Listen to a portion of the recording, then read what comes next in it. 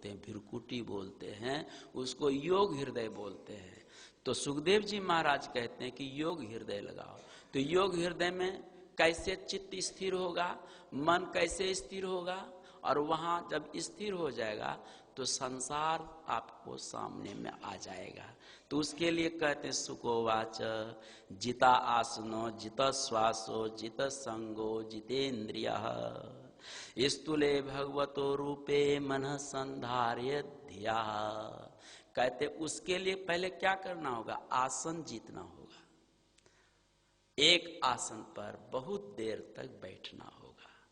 तो एक आसन पर बहुत देर तक बैठने का अभ्यास जब आप करेंगे तो आसन विजयी हो जाएंगे, हिलेंगे डोलेंगे नहीं। तो इसलिए कहा संतों ने कि तन थीर, जब तन थीर होगा तो मन थीर होगा, जब मन थीर होगा तो सूरत निरत थीर हो, जब सूरत निरत थीर फिर हो जाए। इसलिए यहाँ सुखदेव जी महाराज उनको संकेत कर रहे हैं, जिता आसनो, जब आसन पर विजय प्राप्त कर लोगे तो जिता श्वासो, ये जो श्वास चल रही है ये श्वास पर भी आप विजय प्राप्त कर सकते हैं।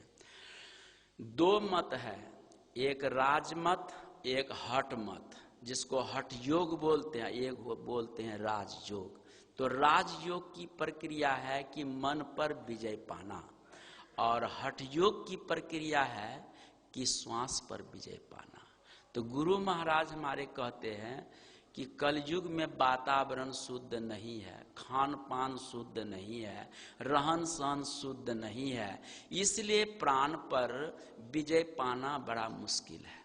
तब तो मन पर विजय प्राप्त कीजिए। तो मन पर कैसे विजय प्राप्त करेंगे, तो एक नाम एक रूप पर मन को लगाइए। वही बात यहाँ कह रहे हैं कि जिता श्वासो जिता आसनो जित संगो जितेन्द्रिया।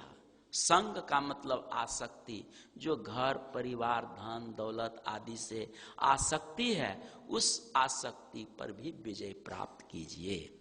जिते इंद्रिया, इंद्रियां 14 हैं, 14 इंद्रियों के 14 विषय हैं। इन 14 विषयों को आप जीतिए। 5 ज्ञान इंद्री, 5 कर्म इंद्री, 4 अंतःकरण इंद्री, ये 14 इंद्रियां हैं। 14 इंद्रियों के 14 विषय हैं। इन 14 इंद्रियों के परमात्मा कोई भी विषय की इंद्री नहीं है, ऐसा है।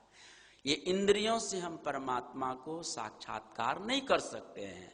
तब ये 14 इंद्रियां संसार को देखने के लिए, व्यवहार जगत चलाने के लिए परमात्मा ने बना के दिया है। और इसी 14 इंद्रियों पर हमें कब्जा करना है, तपस्या के द्वारा, त्याग के द्वारा, भजन के द्वारा। किसी आदमी ने पूछा कि बाबा भगवान राम 14 वर्ष क्यों वनवास किए, 15 वर्ष क्यों नहीं किए, या 13 ही वर्ष क्यों नहीं किए? ट्रेन में बैठे थे, बहुत लोग बहुत बात बोलने लगे, हम चुपचाप बैठे हैं, सुन रहे हैं, क्या बोलेंगे? कहा कि बाबा आप कुछ नहीं बोलते, हम क्या बोलेंगे? आप लोग शांत होइएगा तब ना, कुछ जानने के प्रयास कीजिएगा तभी ना बोलेंगे।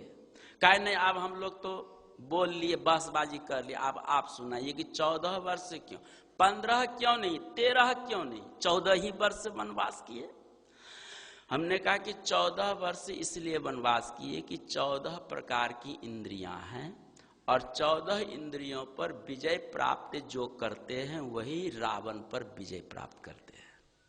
तो 14 इंद्रियों पर 14 साल भगवान ने रह करके विजय प्राप्त किया पहले, और तब 15वां कौन है? वो दुष्ट मन ही रावण है। उस रावण पर भगवान राम ने विजय प्राप्त किया, बड़ा खुश हो गए। तो बात यही है।